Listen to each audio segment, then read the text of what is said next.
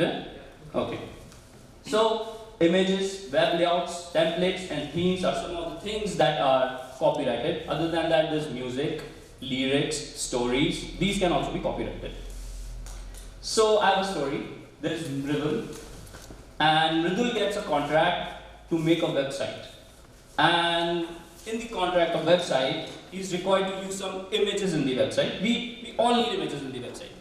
So he starts to wonder, what can I do for the images? And he Googles it. And from Google, he starts picking up the images, or images, he line that. Images after images from Google. And finally, client is happy, Mridul is happy, the website is done. No problem.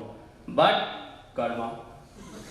And the original owner of the image comes, he says that, sir, these are my images, how can you use them? And he sues the owner, and client is angry with Mridul, and he is all alone. So, sad story. But the moral of the story is that you should not copy. Whatever happens, we should not copy. We do not have the copyright. It is equivalent to stealing someone's property. So what do? The problem is, the burden is on the client. See, there is a thing called vicarious liability. Vicarious liability means that if you have worked for someone, he is liable for the illegalities committed. You are a servant to that person. See, so being a servant, your owner, that is the one who has given you the contract to make the website, would be liable for the copyright breaches. And then you lose the job, and the original owner now can also sue you. The person can sue you and can get all the money back from you. What is the solution? The solution is creativecommons.org. How many of you know about Creative Commons? You guys might have used Creative Commons, right? So Creative Commons, you can use the license CC0 or CC BY, the most safest licenses ever. Are you guys aware of the licenses? See, CC0 is, you can use the images or any material available under CC0 license for commercial purposes, for non-commercial purposes. You can modify them, you can tweak them, you can use them directly however you want. And when we add BY, that is CC BY, the only limitation is that when you're using the material, you need to refer the name of the person who was the original copyright holder. Is it okay? Yeah? So, now the big question comes that how can you protect your copyright? If you have made an image, how can you protect your image or your theme or your design? The simple solution is that you don't need to. As soon as you create something, you already own the copyright. There are copyright registrations, but it is no compulsion. There are no compulsion to get the copyrights registered. As soon as you create something, you are the owner of your copyright. Okay, fine? Shall we move it? Okay. So, if you prove the ownership, you are the copyright holder. Now, how many of you know this guy? Yes. Who is he? Bhuvan Bam, BB. And this guy? Oh? Who is he? Exactly. Mankind's angel. I do. So, there was a controversy between Bhuvan Bam and the guy. How many of you know about the controversy? No one. So Bhuvan Bam used the song Eye to Eye in one of his videos, and Tahir Shah reported it to the YouTube, and the video was brought down. This is a copyright breach. Okay, guys? Trademarks. Now there are two things in trademarks. There's TM and there's R. TM means that your trademark registration is pending in the trademark office, and R means that it has already been registered. So as soon as you apply for a trademark, you can put TM on your logo. You might have seen TM written on the logos, right? And you might have also seen R written on the logo. So this is the meaning. Now trademark is a symbol, word, or words legally registered to establish by use as representing a company or product. For example, we have logos of several companies like Facebook, Samsung, Twitter, Google, Hawkins. These are all copyrights. This means that these specific symbols represent a company, and with the symbol, a company carries their goodwill. So a symbol is very important for a company. Okay? Make sense? Okay. So you cannot do another's business on their name. You cannot start a company name of googleindia.com. It cannot be done. Okay? Because it is their trademark. You cannot take their goodwill in your own name. Now we have another story. So ये बात है सन 1999 की, जबकि Yahoo India में नहीं आया था. So Yahoo was not in India. This is the story of that time. What happened that a guy Mridul, he searched the web and he found out that Yahoo.com is pretty famous. See, खूब चल रही है आजकल. So उसने सोचा क्यों ना होशियारी दिखाई जाए थोड़ी सी. और होशियारी में उसने yahooindia.com रजिस्टर कर दी. और वो बड़ा खुश था, चल भी रही थी. But you know, karma.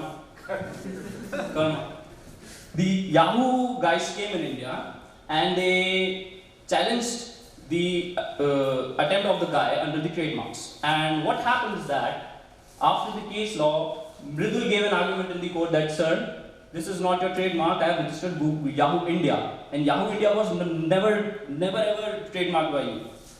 So Yahoo guys came to them. And they said that, sir, we have passing off. Now, passing off is a pretty interesting principle. See, passing off gives you a right to protect your right of a trademark even if you haven't registered your trademark. I'll give an example. You fail to register your trademark, you have run your company for 5 years, and then some guy comes up and gets your name registered in the trademark office. Would it be justified? It won't be. So therefore, a legal principle passing off was introduced, that the person who used the name first and the person who's already famous in the market would be entitled for the passing off, and he'll carry the trademark of that. Pretty fine? Justified? Justified? Okay. So Mridul gave another argument that Yahoo is a generic name. Now what is a generic name? Generic name is common name. For example, you might have seen restaurants and hotels in the name of Lake in Udaipur. Majority of the restaurants carry name Lake. So Lake is a generic word. Any restaurant in Udaipur cannot register or cannot give a specific right in himself that he has a trademark to use the name Lake. It cannot be done. It is a generic name. And similarly is Yahoo. When we are having, we say Yahoo. We do say Yahoo. So Yahoo is a generic name. And in reply, Yahoo said that, no sir, we are a big company. This is no more a generic name. How does this work? Can anyone tell me? No. See, like Lake is a generic word, Apple is also a generic word. But can you register Apple or can you use the word Apple in your company? No, you cannot, because Apple is a famous company. Now, once a company becomes famous, the name is no more generic. Okay? Shall I move forward? Yeah. Okay. So, assumably, we use the name first and we are famous, so we own the particular trademark. Okay? And there's a KO and a loss, we have won. So, moral of the story. See, trademark registration is helpful, but it is not essential. Passing off flows in the favor of the business that is more famous and started earlier. And generic names can also be used as trademarks in exceptional circumstances. Okay? What is the solution now? We had a solution for copyrights that we can use Creative Commons. Now, what would be the solution for trademarks? No, sir, there is no. There's no solution. You just cannot copy someone else's business. You cannot use someone's hard work for yourself. One simply does not reach the trademarks, guys. Okay. So, for my nerdmates, this is the actual case in this name, Yahoo Incorporation versus Akash Arora. Okay? Nerdgasm. Okay. And now, we move forward to contracts. So, contracts. See, we might have seen contracts. The terms and conditions used on websites are also contracts. So, we are going to discuss the two things. Firstly, a written or spoken agreement that is intended to be enforceable by law is a contract. Does this make sense, or should I explain it in detail? Anyone? Is it okay? Yes. Fine? I need the explanation. You need explanation. Yeah. See, anything that you write down and both the parties agree to it, and if the written statement is enforceable by law, only then it is a contract. For example, if you have agreed to another person that let's have a business of drugs, would it be legal? No. And hence it is not enforceable by law. So anything which is enforceable by law and legal in nature would be a contract. Okay? Now, contracts with clients and contracts as terms and conditions for the website. These will be the two things we are going to discuss. First thing, contracts with clients. So since I do not have too much time, we are going to go through only the essentials which are actually required. First thing is the story. Now Mridul gets a client. He agrees to complete the work in 30 days. Okay? There's a time foundation, 30 days. I need to complete the work in next 30 days. And everything was going fine till someday the client stopped responding. How many of you do face this problem? The client just stops responding. Huh? You guys know the client? Yeah, happens. The client just stopped responding. And then the client comes and says that, sir, you still need to finish the project on the deadline. Is it justified? No, it isn't. Now the client comes back after 15 days and he says that now I want the project finished. Mridul says, sir, please give me some time. But the client is all like, no, sir, no, look at the contract, sir. And Mridul is all like, no. So, what do? We need to add a time limit foundation. We can add this term to the contract that if no response is received for 3 consecutive days, the deadline to finish the project shall be deemed to be shifted to 5 days ahead. Justified? Next one. If no response is received in 3 consecutive days, each day not responded shall be charged for 6 working hours each day. Make sense? Yeah. Next one. If no response is received for 15 consecutive days, your website shall be kept on hold and priority shall be given to other websites. Still makes sense?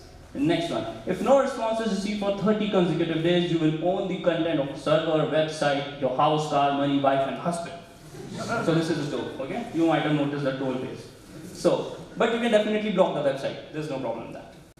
Moving on. So this is also a common problem that everything you did is perfect, but let's change this and that, a little bit of that, and the client when the client needs a little bit of modification, happens a lot. So for that we have another thing. No change whatsoever shall be acceptable to the design once approved and agreed upon unless it's separately charged later on. Fair? Pretty fair. Okay. Now, things to keep in mind when you make terms and conditions for your own website. How many of you own a website? Yeah. So you might have terms and conditions for your website. Everyone? Is there anyone who have just missed it? No one. Very good. Okay. So the first thing is reference to mediation and arbitration. What happens is that whenever you go into a contract, it is subject to disputes, isn't it? It is always subject to disputes. So we add these terms. Any dispute arising out of these terms and conditions shall be referred to the mediation initially. Upon non-settlement, shall be referred to an arbitrator in India. This is very important. See, arbitrations are handled by specific acts made for arbitration. What do you mean by act? What is an act? Does anyone know what is an act? Law. Act is a law. For example, you must have heard of IPC, Indian Penal Code. Indian Penal Code? Yes. It is an act. An act is made in the parliament, a written thing. Section 302 302 के तहत आपको फांसी की सजा सुनाई जाती है ना? ये तो सुनाई होगा सबने.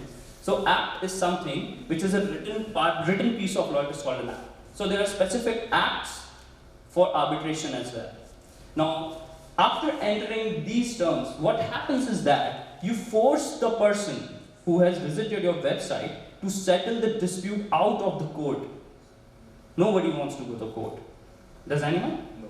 See, it costs too much, it takes too much time, so arbitration is always better. So, always remember to add an arbitration and mediation term. Okay? Next one. Jurisdiction.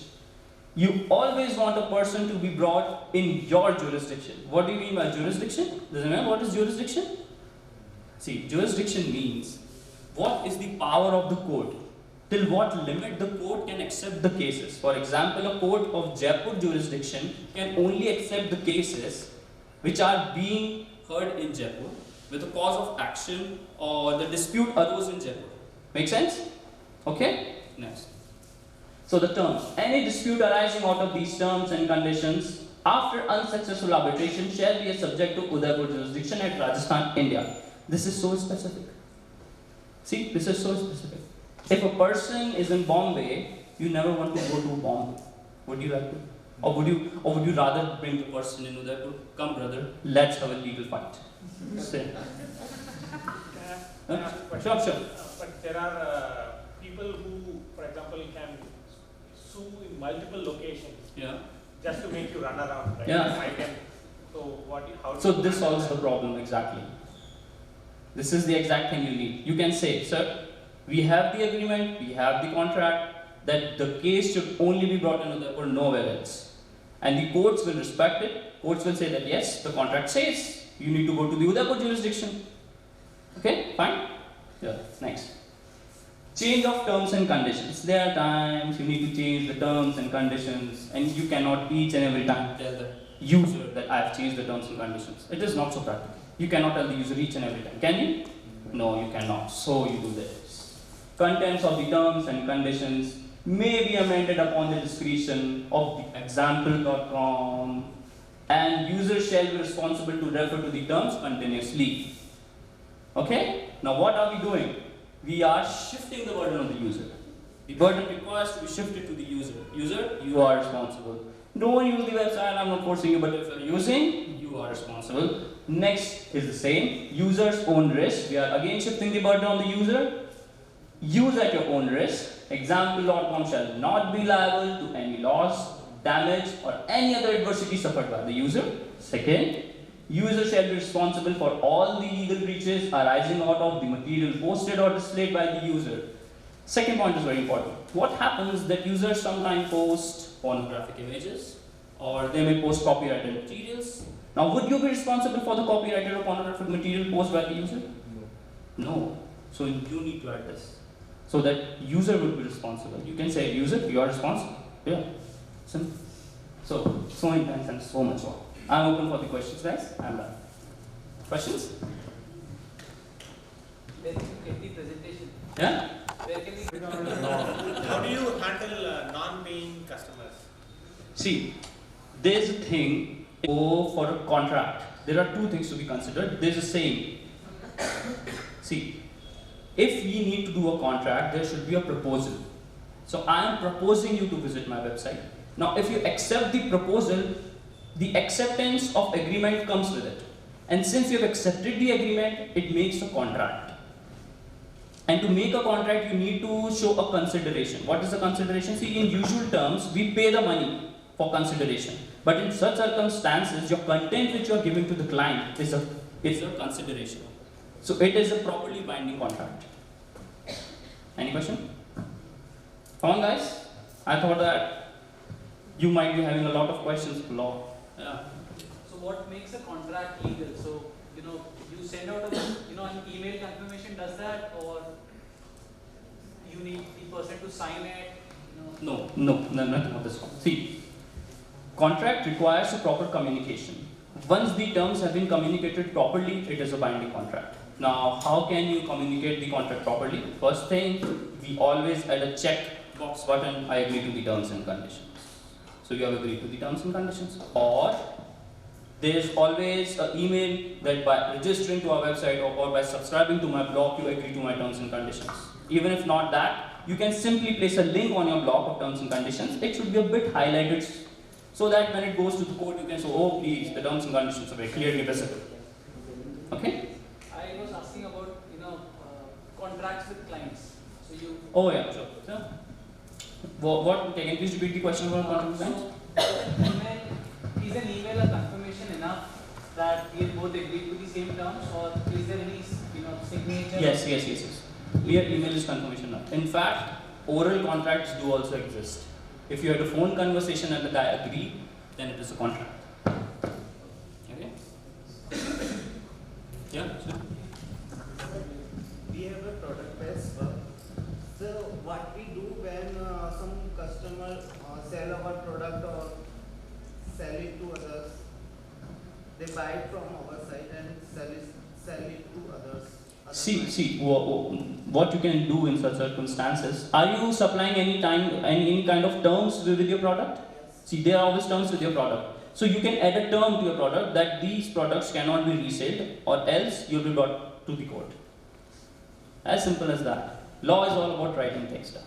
Just write it and it will be a law. Yeah. Make it. We're talking in a WordCamp, and I hope a lot of us are selling products under the GPA. You know, the guy just asked the question. What would your answer be if their product is under the GPA? Would you still say that they should place a restriction, or they just let go because you've chosen to actually sell the product under the GPA? Then it cannot be, because kind of a agreement. You know, what is a copyleft? Anyone knows what is a copyleft? See, what is a copyleft exactly is, in copyright you sell a right to copy things to someone, but in case of copyleft you have left your right. See, you have left the right. I don't want it. But copyleft gives a very specific restriction on you, that if you have used a copyleft material, you are bound by copyleft, that you have to use the copyleft license for your product as well. Is it fine? Okay. So that is why for the copyrights I said that always use CC0 or CC BY licenses for Creative Commons, because if you are going to use CC BY SA, then it will be a copyleft, and you will have to release your own product as a copyleft product. So your own product cannot be a copyright then.